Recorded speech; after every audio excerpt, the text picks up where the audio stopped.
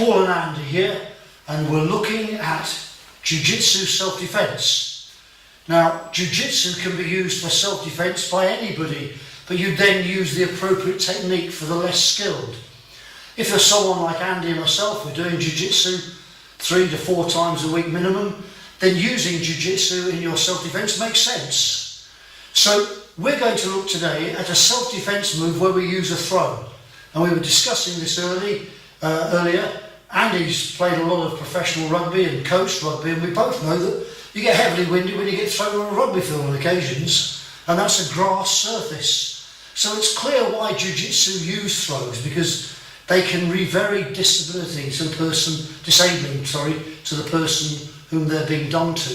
So again, one has to be moral, but if you're in a very serious situation, then of course it's appropriate to use reasonable force. Do make sure that whatever jurisdiction you're in, that you're aware of the law. More importantly, if you're a Jiu-Jitsu practitioner, that you act morally. You know, you can use Jiu-Jitsu and not damage people on occasions, even though they might irritate you very much. But sometimes you have to put family and your own preservation first, but be aware of the laws and acting correctly. Quick as a flash, Andy's going to throw, and we're just going to bow so we know that we're starting. We're using the etiquette of me saying Yuki Tori, so Andy knows he's attacking. That's just for convenience. We're going to deal with the hooking blow, and as the hooking blow comes in, I'm blocking, I'm coming here and I'm advancing. My spine's in line, I'm looking through my eyebrows. My tongue would be on the roof of my mouth, my jaw set. I'm coming through to strike in the hypergastrium, stepping into it, so my body weight is going in there, aware that will bring Andy forward. So I'm here, I'm grabbing. Here, because he's wearing a kimono, I'm grabbing the belt, but that could equally just be trousers and wedging someone. As a training partner for many evenings of many months, I'm going to grab his belt. It's more comfortable for Andy. I come through here, bounce, down and strike.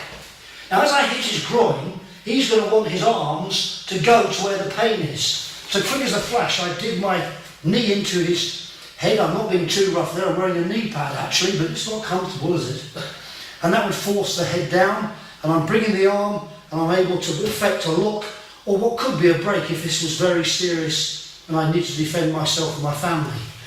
I come over, holding, bringing the person around, and I'm coming into a locking position where I would be able, had I got some rope with me, to use the Hojo Jutsu, which is in fact a way of locking and tying people so that you can actually tie them up. And again, if I take that, put your arm down.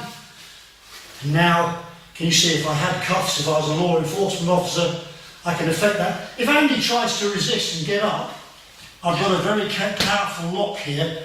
So you can see, can't you, Andy, the old Hojo Jutsu, which was mainly Japanese police techniques to tie people up, been adapted for modern day handcuffs. Very powerful. Please be careful with your partners. Let's just look at this once again. Should we change angles? Let's have just a 45-degree angle so we get you in the picture. So we're not really trying to be so fast that I catch your blows. I decide, I can see that you're about to move, and I go first almost to make sure that I'm coming in. Okay, I'm coming through. When I say going first, I have to, in English law, be, as it were, afeard of a serious assault to use this sort of level of activity.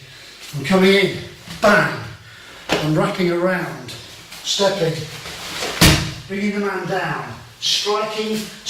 This knee sinks into the mastoid process heavily, bringing this arm and giving a locking opportunity. From here, I wish to contain my adversary, not do too much damage. I'm coming in, bring him here. Of course, this is my training partner, so I respect him by going carefully, pushing down, and I'm holding. Now, if you try to stand, Andy, it's not going to happen, is it? No. So we've got a strong position, and as we always say, because they don't realise, because they're watching the video, when we finish filming, it's his go next. So always be nice. And there's an expression in Brazilian Jiu-Jitsu, which is the same in Judo, but voiced in a different way. Always be nice to lower grades, because one day they're going to be a higher grade and they may be younger and bigger than you. No, marvellous work. Thanks, Andy, for the help. So there we've got it. A hip throw against the hooking blow.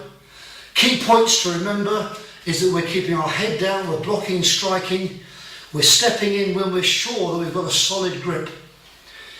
Actually, let's give you a little bit of bonus. Let's do an alternative way, or take on that if you're okay with that, Andy. Yeah, so we'll take the same hooking blow coming in, we're blocked and struck, but we're coming here and we're pushing this arm, and we've come to the side and we're pulling this in. I want to trap this arm. Can you feel? Yeah. I've got a grip. I'm not holding too much, I'm using my elbow. Now, if you're pushing and struggling, can you see I'm in a position where I'm away from things, I can see what's going on. If I decide that I've got control, I step in here, bang! Move becomes strike, strike.